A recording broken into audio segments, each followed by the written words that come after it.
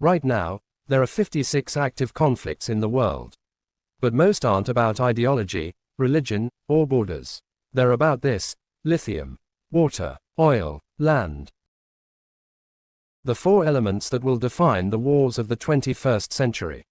And what's coming hasn't been fully told to you.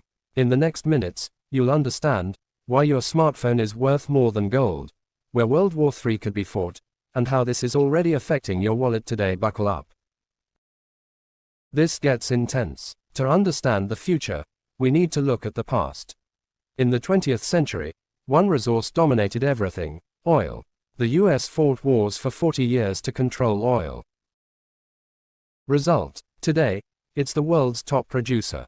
Mission accomplished. But the world has changed. Europe says, ban new combustion cars by 2035. China is buying mines in Africa like groceries.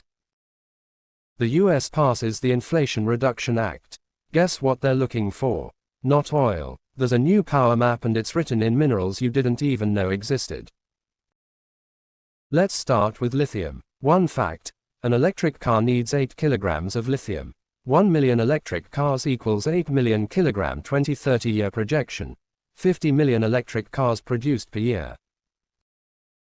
60% of the world's lithium is in one place: the lithium triangle: Argentina, Bolivia, Chile. But these three countries have one problem: Bolivia has 21% of the world's lithium, but produces almost nothing. Chile has the best lithium, but laws from the last century.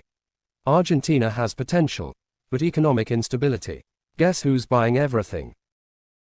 China. A fact: Chinese companies control 60% of global lithium refining, but lithium is for the future. Water is for now. 2 billion people live without access to clean water. By 2030, demand will outstrip supply by 40%. And you know what happens when water runs out.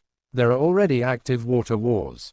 Quick examples: Egypt versus Ethiopia, the Grand Renaissance Dam in the Nile River; India versus Pakistan, Indus Water Treaty breaking down; Mexico versus US, the Colorado River drying up. The next Middle East conflict won't be over oil. It will be over the Euphrates River with Turkey, Syria, Iraq. There's a group of 17 elements you never hear about in the news.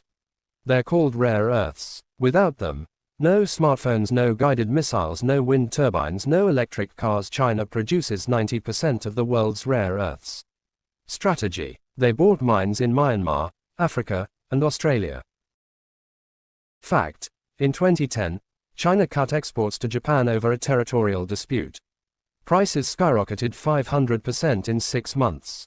That's called a trade war. And it's just the appetizer. First scenario: open war. If China decides to protect its interests in the lithium triangle, if Turkey cuts off water to Iraq, if Morocco and Algeria fight over Western Sahara for phosphates, it wouldn't be a world war like World War II. It would be simultaneous regional wars. And Western countries don't have armies to fight on 3 fronts. Second scenario: economic Cold War 2.0. What's already happening? US Inflation Reduction Act with subsidies only for local production. Europe carbon border tax with tariffs on carbon products. China Belt and Road Initiative buying mines in 70 countries. Russia selling resources to anyone avoiding sanctions. The world splits into two, and resource-rich countries will have to choose sides. Guess what happens when you choose? Sanctions, blockades, or peaceful invasion through debt.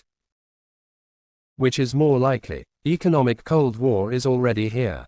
Open war is just a matter of time in hotspots. And you, in your daily life, are already paying for it. How does this affect you today? 3 things you can do right now. 1. Diversify your exposure. The dollar is no longer the only safe haven. Gold, silver, and yes, Bitcoin for digital safe haven for some. 2. Invest in resources carefully. Water ETFs, lithium ETFs, but never invest in what you don't understand. Quote. 3. Get real information. Don't settle for headlines. Learn about geopolitical analysts and above all, Think critically. The world won't become more peaceful. But you can become smarter. If you made it this far, you're one of the few who truly wants to understand how the world works. I see you on the next front.